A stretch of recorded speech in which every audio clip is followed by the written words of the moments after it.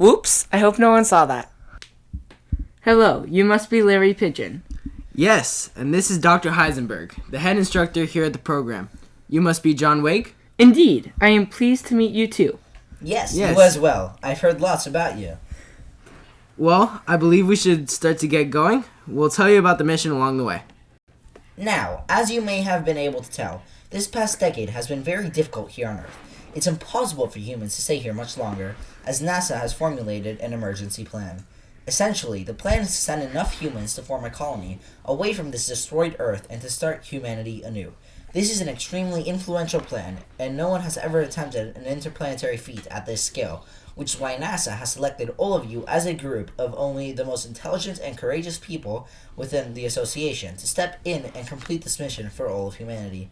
With that said, here are the mission specifics. NASA has created delivery probes and ships that can be very quickly travel to our two main targets for this new colony, Venus and Mars. You and your group will quickly travel to Venus to investigate the chances of sustaining life on the planet, which is of a very similar size to Earth. If this investigation is considered a failure, you will take the ships and rendezvous straight to Mars, which will ultimately be our last hope. The rest of this mission, as well as how we carry out the plan for a new colony, is being taken care of. All we need you guys to focus on for now is carrying on the mission that I have just explained to you. Keep in mind, if this mission is successful, you may very well never stand on the surface of the Earth again. So how will life on Venus and Mars be compared to now? Well, obviously, many things related to how the Earth revolves around the Sun and the Moon revolves around the Earth will never exist in your new home. For example, eclipses are caused by the Moon, Sun, and Earth being lined up in one direct path for a certain amount of time. Solar eclipses happen when the Moon is directly between the Earth and Sun, and lunar eclipses happen when the Moon is on the other side of the Earth from the Sun. Venus has no moons, so there is no possibility of seeing an eclipse. Mars has two small moons that do occasionally produce partial eclipses on Mars' surface, but they are so small and distant that there is never a total eclipse. Leap years too, I assume? Precisely. Leap years are when an extra day is added to the calendar year every 4 years, due to the Earth having a non-exact time of full orbit around the Sun. There are 365 days in a normal year, but it takes 365.25 days to orbit the Sun, meaning that when these 4 quarters of a day are added up over 4 years to make a full day is added to the calendar just that year. Since obviously Venus and Mars take very different amounts of time to orbit the Sun compared to Earth, no leap years are needed, nor would they make sense with how those planets experience a year. Well, I think you guys get the gist of the operation. However, before we end this briefing, I'd like to introduce you to your two comrades, Anna and Ronald. Now, I will turn you over to the labs and training centers to prepare you for your new mission. Humanity is counting on you, so good luck to all of you and have a safe journey. Hello everyone, and welcome to week 1 of training. Here you will be taught everything from how to pilot the spacecraft to know if the environment is suitable for human life. Now, let's stop wasting time and get to it. Oh, and one side note, no pressure. It's only the whole of humanity counting on you. Down, up, let's go people, only 450 more.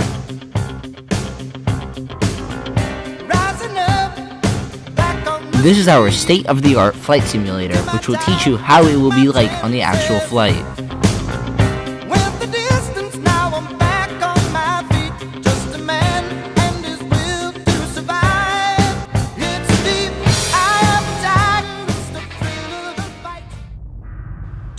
Alright, this is it. All of your hard work has led up to this launch. Remember that the flight won't be long because you will be going so fast. You must be focused on the whole flight. Alright, John, you got this. It's just like the simulator.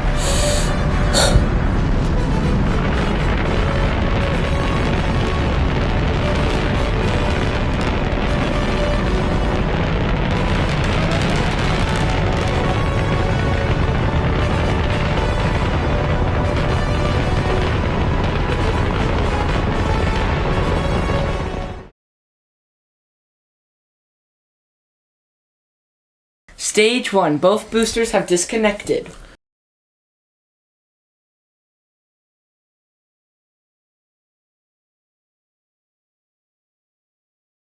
Stage 2. Disconnected. Now I have to spin the rocket to match the rotation of Ares 6.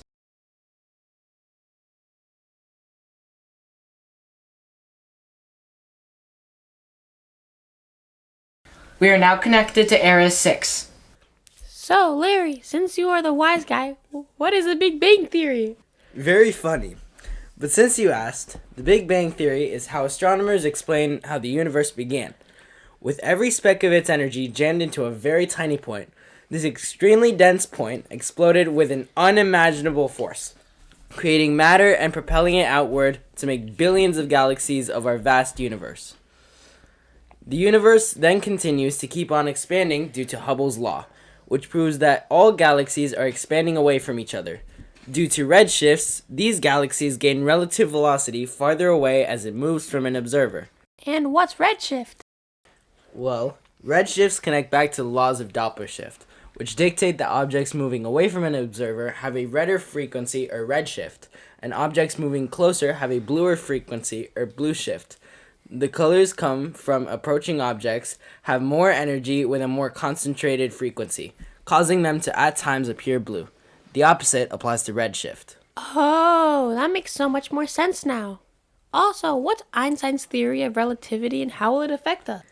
Einstein's clock is the concept that as a person reaches near light speed, light takes longer to interact with the person. The longer it takes light to interact with the person, the more time slows down for this person. So, if I were to take a spaceship to the next galaxy and come back, traveling near light speed, then the trip for us would take only a couple years, while people on Earth would age centuries or millennia. This also is known as time dilation. Wow, this all sounds so cool. I can't wait to ride the waves on Venus. There are no waves or oceans on Venus, so there are no waves to surf. Some scientists believe that Venus used to have oceans and that it was just like Earth, but now they have evaporated away. Mars does have water, but it is either frozen or underground. Even if we were able to bring it all to the surface, tides would not be like Earth. Earth has a spring and neap tides. Spring tides occur when the sun, earth, and moon are in a straight line, causing very high tides and very low tides. Neap tides occur when the moon is at a 90-degree angle from the sun relative to Earth. Mars has 2 smaller moons, so the moons would not affect tides as much as it will all be off balance. If there were oceans on Mars, the sun would have the greatest impact on tides. Talking about moons, the moon phases would be totally different. One of the moons, Phobos, orbits extremely fast, and you can see moon phases change quickly. The other moon, Deimos, is too far away to see much. It would just look like a bright dot in the sky. Did you guys know that Venus is 4.503 billion years old? We are currently traveling at 98.64% the speed of light, which would take us about 3 minutes and 46 seconds to get to Venus. It looks like we will be arriving on Venus shortly. Prepare for landing.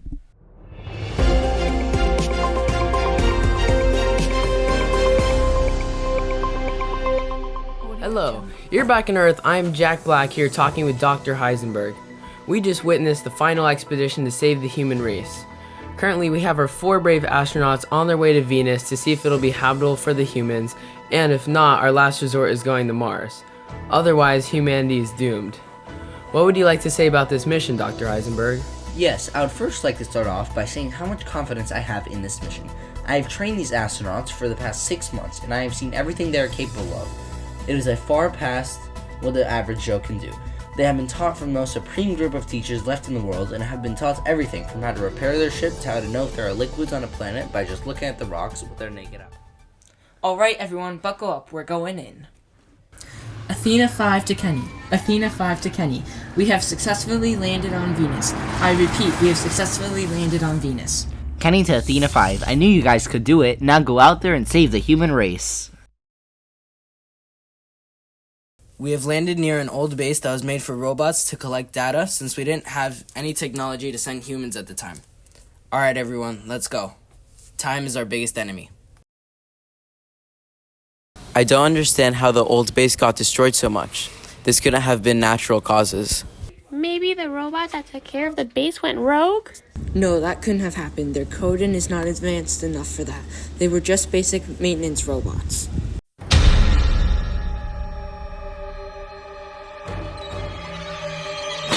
No, Anna!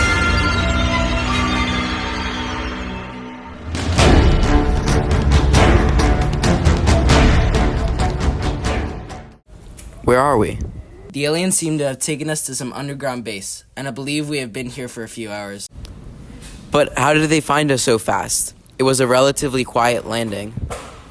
We have found you all using our infrared vision.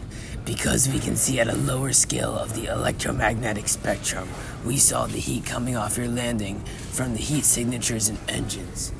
Our eyes are bigger, so we see longer wavelengths at the right size for infrared vision. The reason this all works is that living beings with eyes see things when light bounces off the object and into your eyes. This light travels into waves, having longer or shorter wavelengths. If the wavelength is shorter, then the wave has a higher frequency and vice versa. Our eyes are bigger and take in longer wavelengths and at lower frequencies. Ha! So that's why your eyes look so funny. Be quiet, foolish human. I shall sentence you all to be executed. Ronald, did you really have to take a crack at how the aliens look? Because you can't keep your big mouth shut, we are now going to be executed. Let's not get mad at each other. We are going to need all of us to escape these aliens. So what do we do next? This is definitely an underground base to block the sun from the aliens. The plan is we run straight out of the cave and hide somewhere around the entrance. We can look for our spaceship and we'll set it up as fast as possible and leave before the aliens can get us. It's risky, but I trust you. Alright, run in 3, 2, 1, go! Look, there's our ship.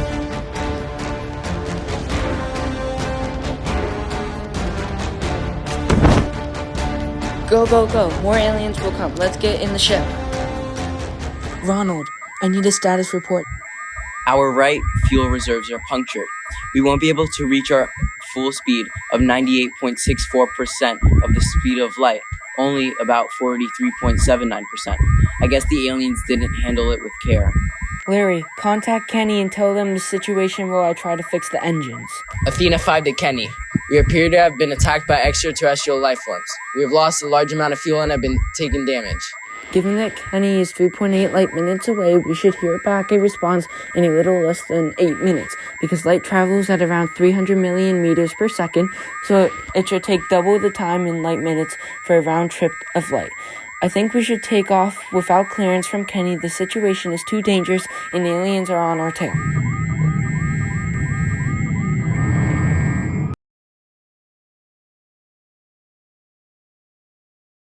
This is strange. We have no reply from Kenny. Let me see if something's wrong with our radar dish. Oh dear, the radar dish is fried. It's completely unfixable. We are in a very poor situation. We cannot communicate with Kenny and we are low on fuel. We do not have enough fuel to return to Earth. The only thing we can do is a crazy maneuver, slingshotting around the sun to hopefully land on Mars and meet up with the Martian mission. Well, we don't have any other option. We must slingshot or else we will die like Anna. There seems to be a problem. A pipe appears to have been ruptured and is leaking even more fuel. The only way to fix this is from the outside. Okay, we can slow down and go outside to fix it? I'm afraid not. Slowing down would mess up the slingshot and we would be launched into deep space. The only way is to have someone go outside and fix it while the ship is accelerating. That's insane. The risk is too great. The risk might be high, but if we don't do this, we will not make it to Mars. I volunteer to go. That's way too dangerous. You could die. We must stay alive, no matter what it costs. Larry, take the wheel. I see the pipe. I'm fixing it right now. Okay, it's fixed. We should be good. I'm going to head back inside.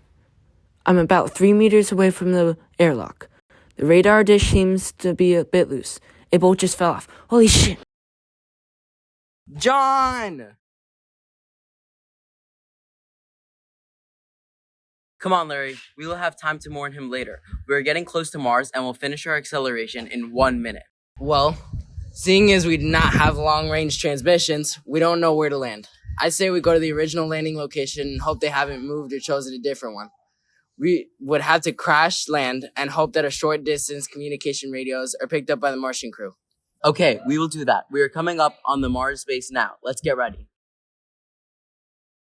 We're starting to shake a bit. 7,000 feet. I'm deploying a parachute. 650 feet. Brace for impact.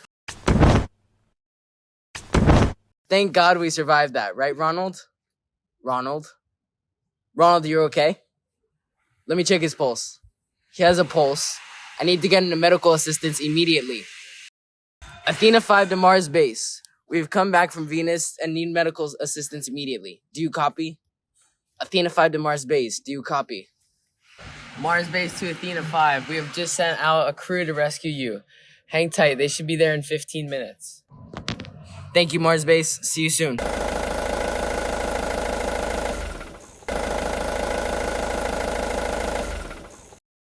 Welcome to Cosmos Colony. I can't wait for us to build it up together. I have a bunch of supplies in my orbiting space station that we can use to build this colony. We were also able to help your friends. Hi, Larry. Hey, Ronald, how are you? Pretty good. I got knocked unconscious during the landing and now have a concussion. Other than that, let's build this base. Before we get ahead of ourselves, first let me tell you a little bit about Mars. Mars is 4.603 billion years old. Mars is a rocky planet. Its solid surface has formed by volcanoes, winds, impacts, crustal movement, and chemical reaction. Mars has a thin atmosphere that is mostly made up of nitrogen, carbon dioxide, argon, and a small quantity of oxygen and water vapor. Mars also has 2 moons named Phobos and Deimos, these being suitable for the human race to survive on. Perfect. We'll start building shortly.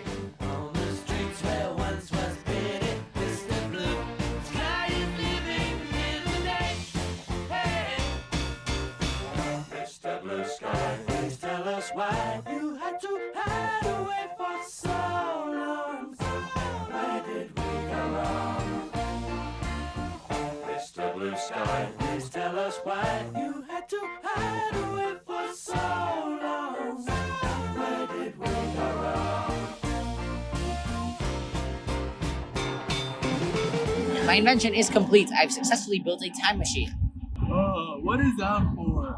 It is for moving through different places in time. One thing that we won't be able to do is go back in time and alter the past. This is because of the grandfather paradox. What is that? I am glad you asked. The grandfather paradox is a thought experiment in which a grandson goes back in time and meets his grandfather before he meets his grandmother and prevents him from meeting his grandmother. The problem is how the grandson ever exists to go back in time to stop his grandfather if he was never born. Basically, it is any situation in which a person travels back in time and interacts with someone or something, and this interaction changes the course of history, that could perhaps keep the time traveler from actually going back in time in the first place. But the rule for this time machine is that you are not allowed to go back and alter your past, so that we do not start breaking the universe.